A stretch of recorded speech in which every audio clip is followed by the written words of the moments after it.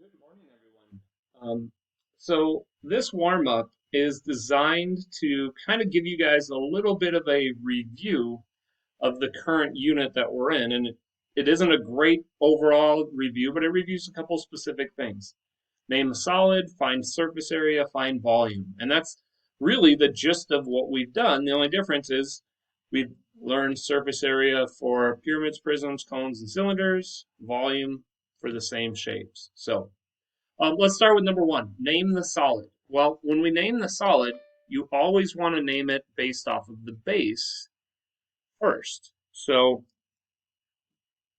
what type of base does this solid have? Well, it's got 5 sides, so it's called a pentagonal. And then it comes to a point, it has a vertex. That's a pyramid. Okay? Anything that comes to a point is either a cone or a pyramid. Anything that has the same shape all the way throughout is officially a prism, and we always name it by its base. All right, number two, find the surface area of the cone. Well, I know that I have one base, so if I'm going to find the surface area, I know the base is pi r squared, and there's only one of them, so it's just pi r squared. And then the lateral area is the cone shape that if we were to flatten this out, it would look like the sector of a circle. Um, but we kind of said, it's easiest to just memorize this formula for surface area of a cone, and it's the area of the base plus the lateral area, which is pi times the radius times the slant height. Well, we don't have everything we need here. I don't have the radius, I have the diameter. So I need to cut this in half and say my radius is 8. But then I have to find the slant height as well. And that slant height, I might do a little side work here if you want. I might just draw this a little bit better so I get 8, 24, and then I have to find the missing side, which is the slant height. So Pythagorean theorem, I can't remember if this is a triple. Nothing pops out right away for me, so I'm going to say it's not a triple, but I don't know until I check.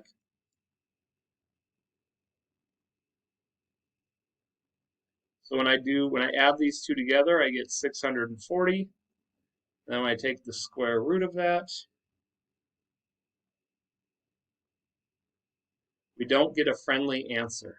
Now, you can take your decimal, or since the square root of 640 is a nice friendly number without any decimals, leave it in the exact form there. So we know the radius is 8.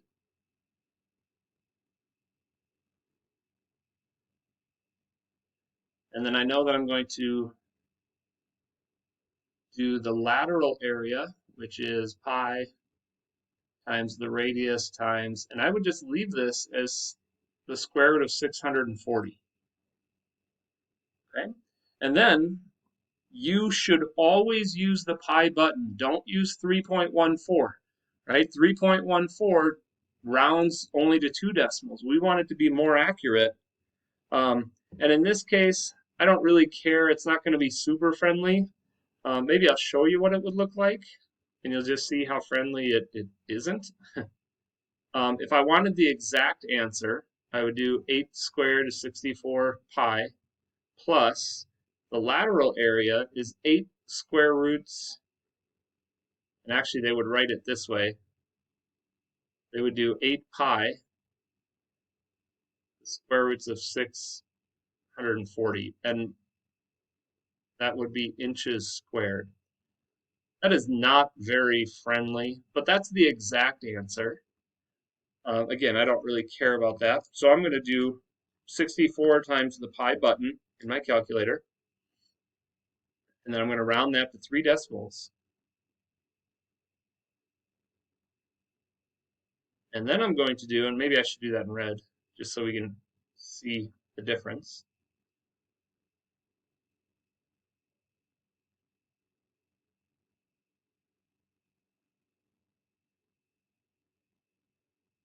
So there's the area of the base.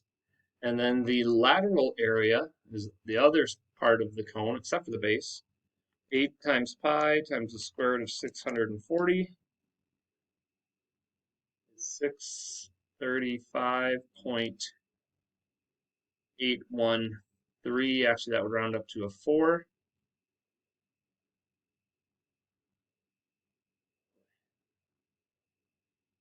There we go. And then just add those two together.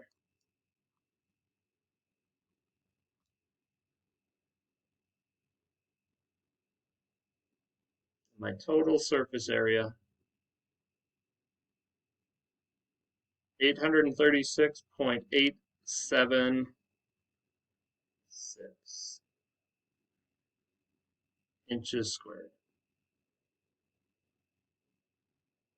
Okay, so maybe in your head have a mental checkbox, right? Surface area of a cone. Can you do it? Did you know the formula? Could you find the slant height if needed using Pythagorean theorem? And did you know that the radius was 8? All right, and then the last one. These are what I think of as composite solids. So if we could have a better picture, it's like this cone is removed from a cube. So find the volume of the cube with a cone-sized hole that's removed. Now right away, you want to make sure that you're doing the correct equation. And I'll give you a little hint. On the test, if you accidentally think, like, let's say that this was the test and you just did a surface area problem. So you got surface area on your brain, and then you get to this problem and you start thinking surface area, this problem is going to be pretty nasty, right? It's not going to be an easy problem if you don't read very carefully. So now they're saying find volume. So we have to change our thinking about what is volume. And what I would do here is I would set up a picture equation. If I want to find the total volume of this solid, hold on, there's just a,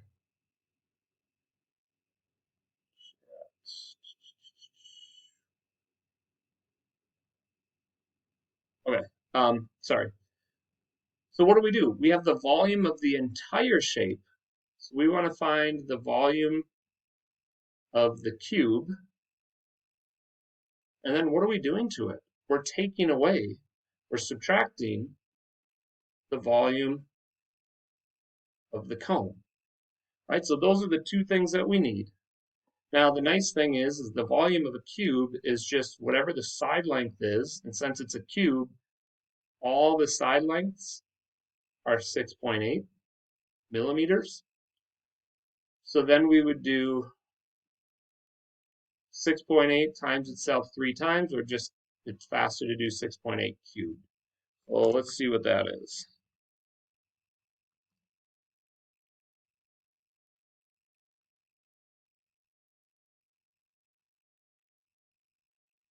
We get 314.432. That's the volume of this cube. And then we're taking out the volume of the cone. Well, think of this. Now we have volume of a cone. And you got to think of the formula. The volume of a cone is 1/3 the area of the base, which is just a circle, times the height of the cone.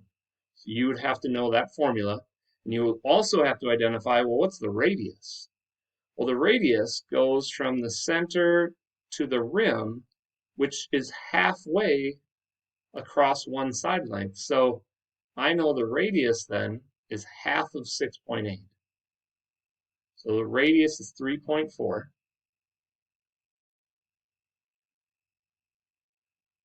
And then the other question is how tall is this cone?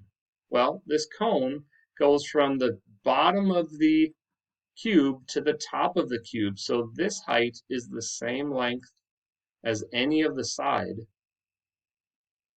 So the height is 6.8. Okay. And then we're just gonna use my calculator. What I usually do is this, if you're interested. I plug all of this into my calculator and then I divide by 3, because timesing by 1/3 and dividing by 3 is the same thing. Please remember to use the pi button. because the pi button is the most accurate that we can get.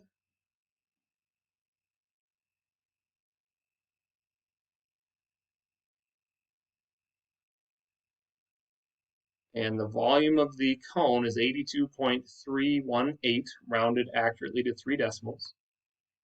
And then we're just going to subtract that from the volume of the cube.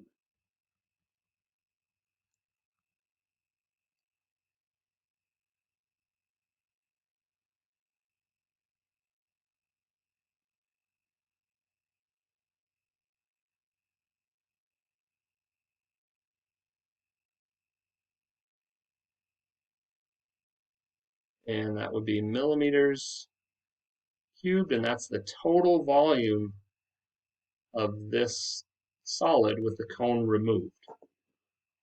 Okay, I will tell you, expect a problem maybe not identical to this, but the same concept where you have a solid either added on top of a solid or a solid and you have something being taken away from that, removed. So hopefully that gave you some feedback on kind of where we're currently at. It took a little bit longer, but that's a good warm up for us. A good little checklist for you. All right. So there's some questions coming up about, what's the end of the trimester going to look like? I will get to that. You can see some of the slides down here have a little calendar on it. So we're going to talk about that. We'll talk about late work, when it's due, and everything like that. Okay. Quick little quote for today. Anything is possible, but not until you can believe that you can achieve it. So we're going to wrap up our learning for this unit with spheres.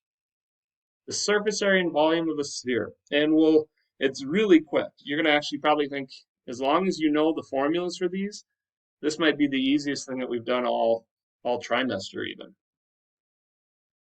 So take good notes, and hopefully you will be very comfortable with this on the test.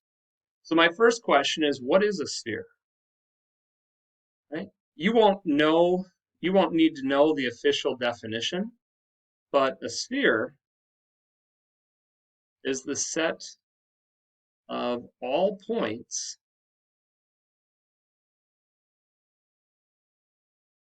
equidistant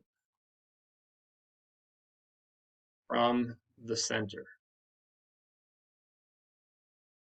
So this spot, the center, every point on the sphere in any direction that you go is equidistant away from that center point.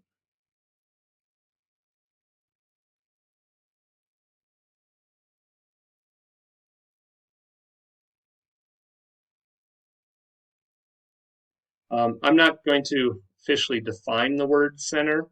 I would say the picture does justice to it, but the center point is the one single point that is equidistant from every spot on the sphere. A radius just connects the center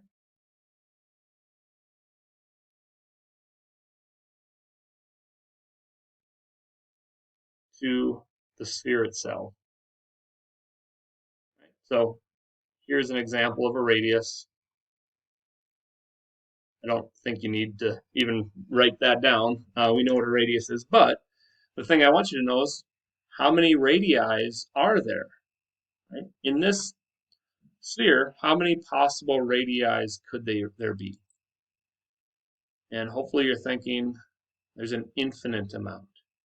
Right? You can draw a radius in any direction. You could draw one coming straight at us, straight up, anywhere you go, because the sphere is three-dimensional.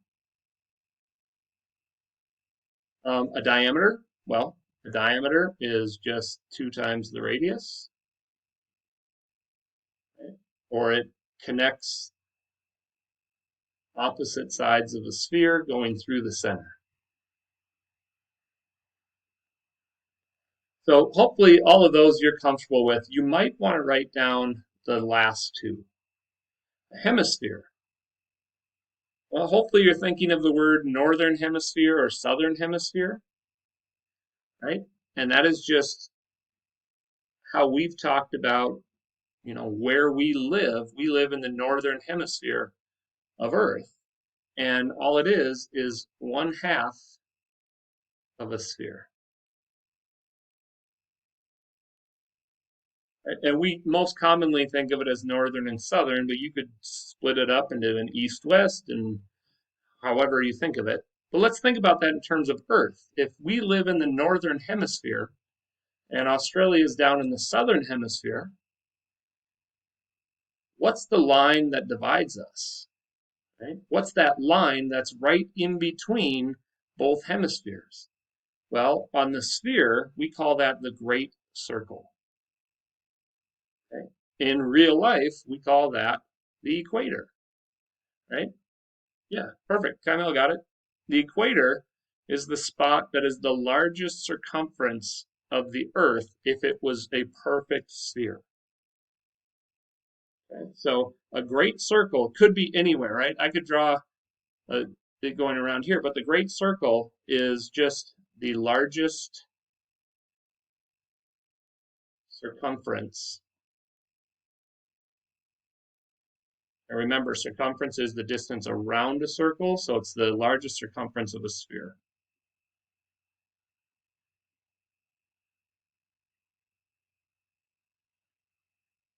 So those might be just two new words that you might not be familiar with. Hopefully these ones you're comfortable with. I have a challenge for you. This is one of my, if we were in class, I'd walk around and I love seeing the different interpretations of this. In your notebook right now, can you draw a net of a sphere? So I get this in the recording. So the net of a sphere is right here, and I think of a baseball being unraveled. So we've got the two seams. A way to think of the surface area is you can kind of see we've got 4 circles, but we've got the extra area here. So what we could do is we could enlarge these circles so this extra space is accounted for filling in these spots. And it's a little bit of a stretch because it's not 100% perfect, but it's kind of that idea of if I just take this circle and make it a little bit bigger, 4 circles should be able to account for the extra area that's not overlapped. And that is actually the value or how we're going to find the surface area of a sphere. So I remember a baseball, and I think it's 4 times the area of 1 circle. Well, that circle just then has to do or be based off of the radius. So that's what I'd like you to write down. We have 2 theorems. The first one is right here, 4 pi r squared. And that's the surface area of a sphere, which means all you need is the radius. You have the radius, then you can calculate the surface area very quickly.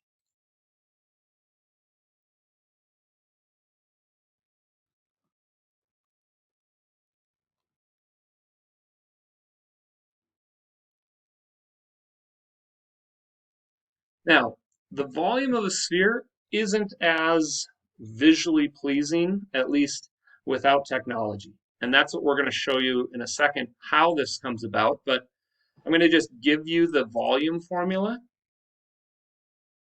for a sphere. You want to make sure you have these 2 down and know the difference between surface area, which is 4 pi r squared, and then volume, which is 4/3 pi r cubed. So here's the way I remember it. Our units, right? Units for surface area are always squared. Units for volume are always cubed, and that's what you're going to be doing with the radius.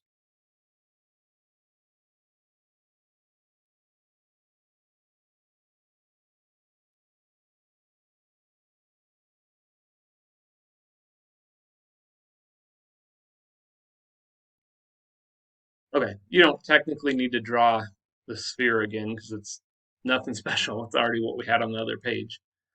But what I want to do is I want to show you just a visualization of how can we visualize or at least get an idea of where does this volume of a sphere come from. So sit back for a second. This is about a 3-minute video. And it's just visualization.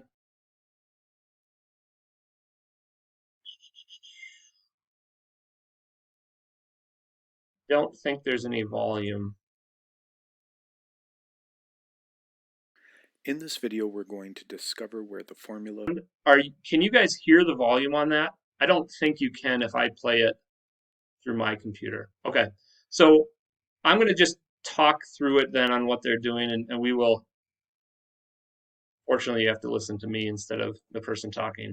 Okay, so we're going to look at the volume of a cone.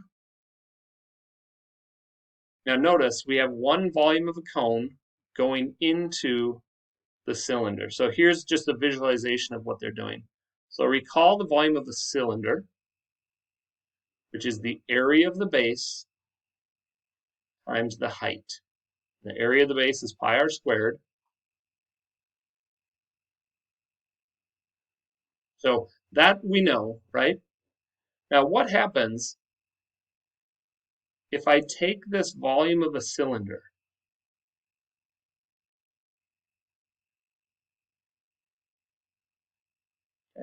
and we cut it into 3 equal pieces?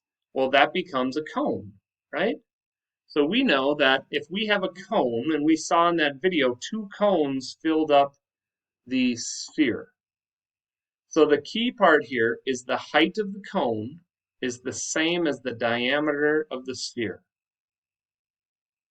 The radius of the cone is the same as the radius of the sphere. And we know, I'm going to pause this for a second, I know that the area of the base times the height times by 1/3, or in this case divided by 3, this is the volume of one cone. Well, what if I have 2 of them? Right? If I have 2 of them, I'll get the same thing here. So what happens if I add these 2 together? Right? When I add them together, that has to equal the volume of a cone, because volume of a sphere. Well, now here's the tricky part. Okay, we're going to do some algebra manipulation. Notice the radius length is actually the same as 2 of the heights, right? Because the height of the sphere is a diameter, and a diameter is 2 radii. So what I'm going to do is, instead of calling this h, which this h is the same as the diameter, I'm going to replace this h right here with r plus r, or 2r. So notice this h and this h is going to be replaced by 2r.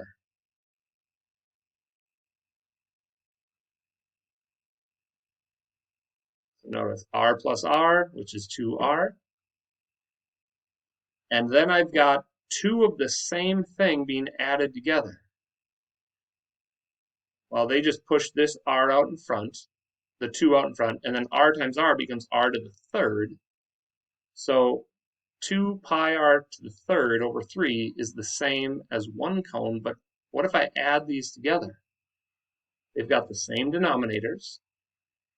So I can take 2 pi r to the third and do 2/3 plus 2/3, which gives me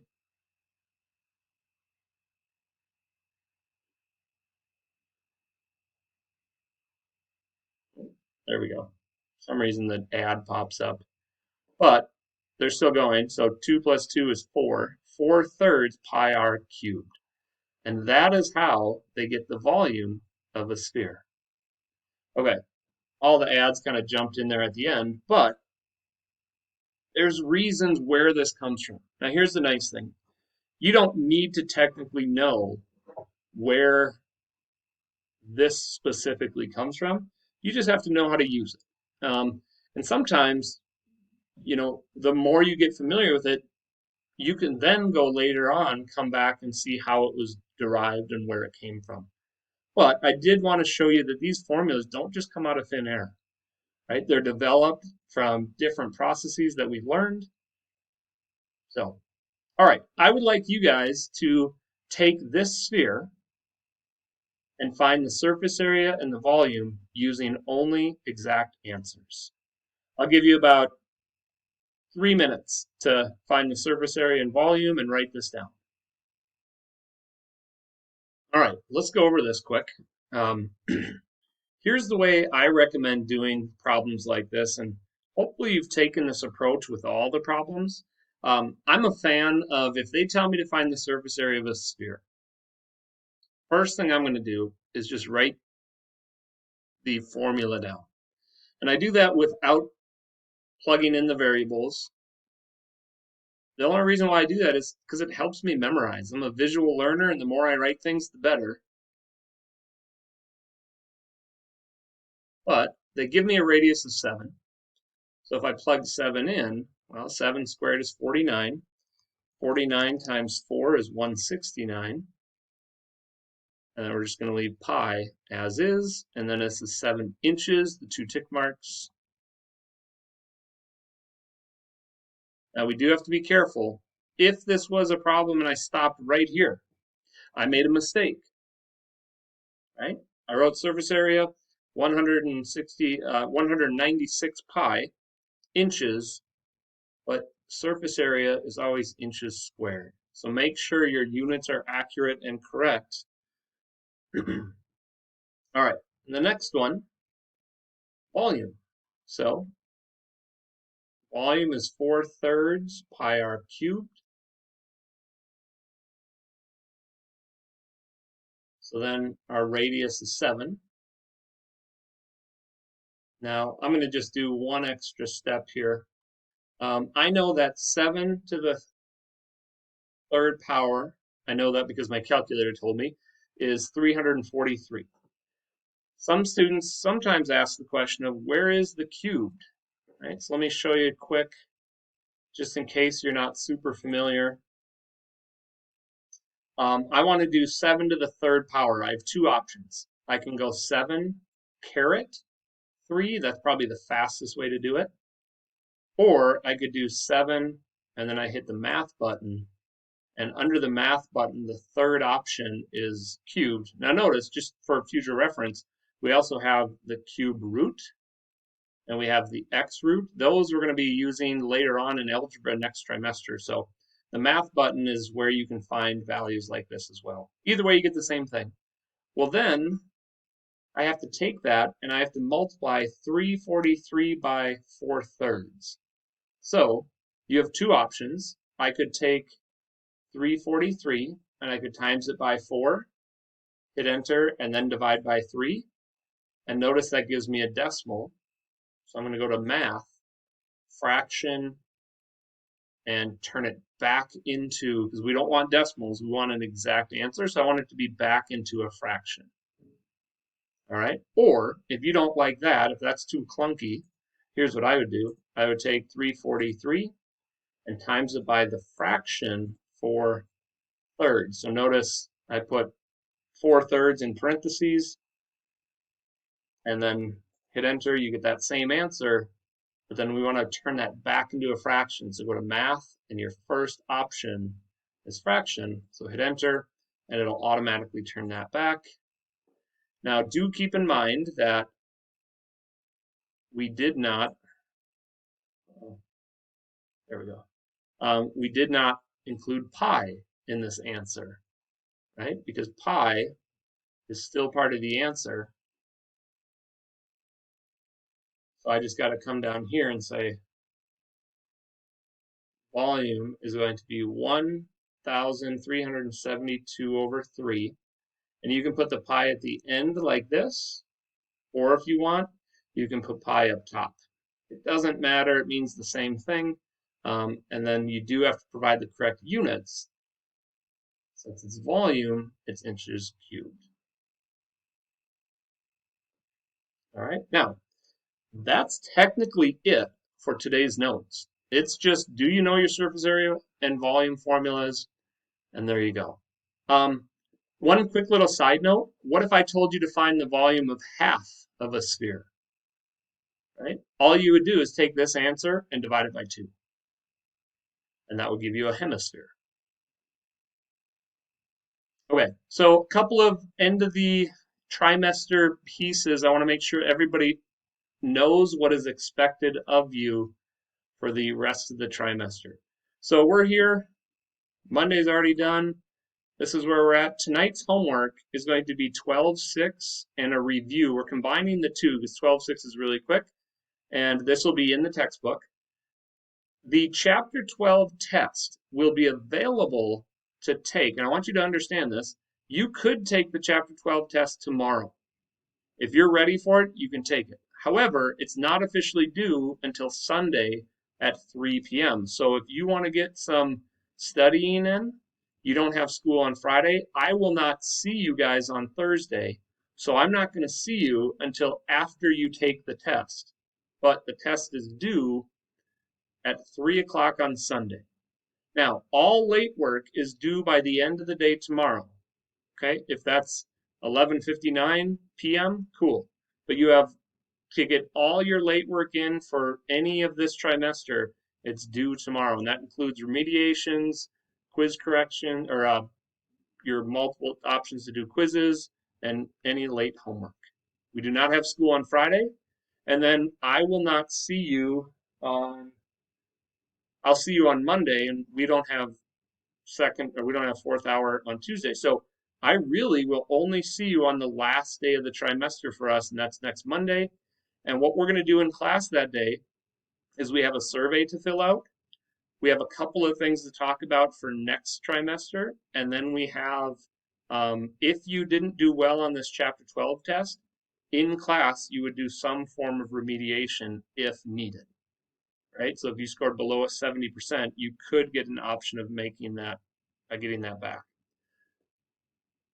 Okay, the last thing I want to mention is we mentioned this, but I want to make sure that you guys are completely on top of it.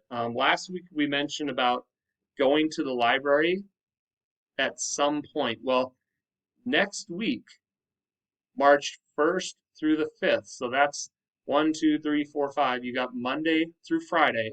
Even though you don't have school on Wednesday, Thursday, Friday, you have to go to Tartan at some point and go into the library and return your geometry textbook. Okay, make sure you bring that textbook back to Tartan. And then while you're doing that, we're going to have you pick up the Algebra 2 textbook, and then we actually have packets of graph paper that you'll have to get as well. And those are to help prepare us for Algebra 2. There's a lot of graphing in Algebra 2, so you want to make sure you have graph paper at home. If you have like a notebook that has graph paper and you don't need the graph paper packet, then don't pick that up. You can just say, I don't need it. But people, we do need the Algebra 2 book, and we need you to return the geometry book.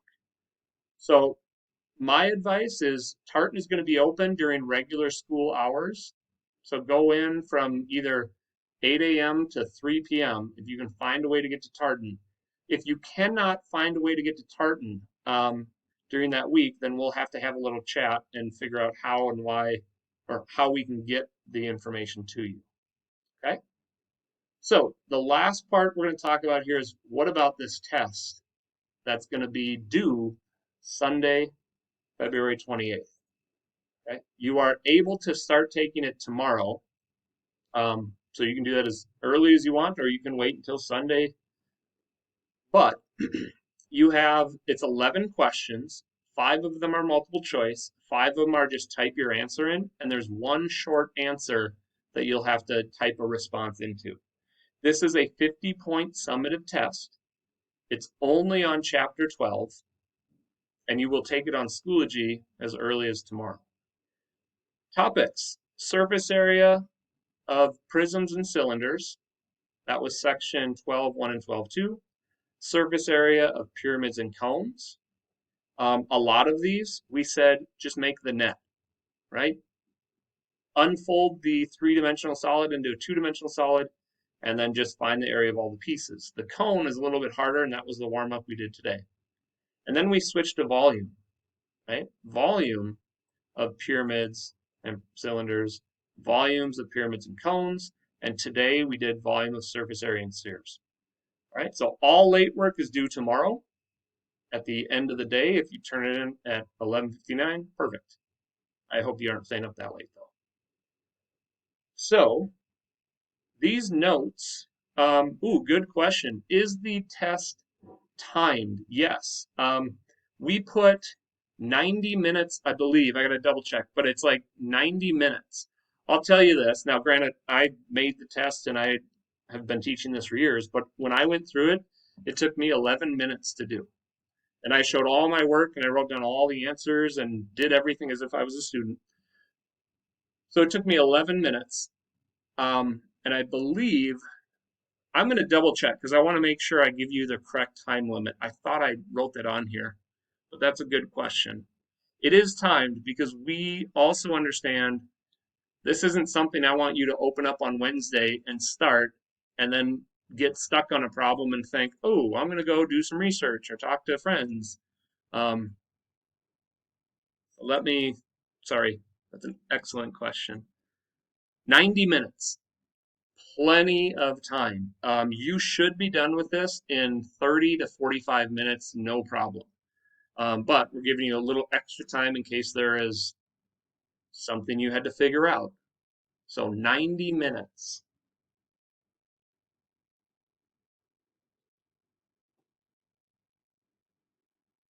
Now, what that means is if you are not ready to start this, don't open the test until you're ready to start it. As soon as you open it, that 90 minutes are going. And if you stop for any reason, you won't be able to access that again. Okay, so please make sure you're ready when you start. Okay, so what is the homework tonight? We're done 20 minutes early, so my thought is you guys can start on this. There's two parts to the homework tonight. 12.6 is a couple problems on volume and surface area of spheres, and then the review. Collectively, this is a really good review for the test. So that's all I have. If you have any questions, please hang out for the next 10 minutes or so and we can talk through them. Otherwise, if you understand everything that we talked about today, have a great weekend, enjoy the test, and we'll get any missing work in by tomorrow.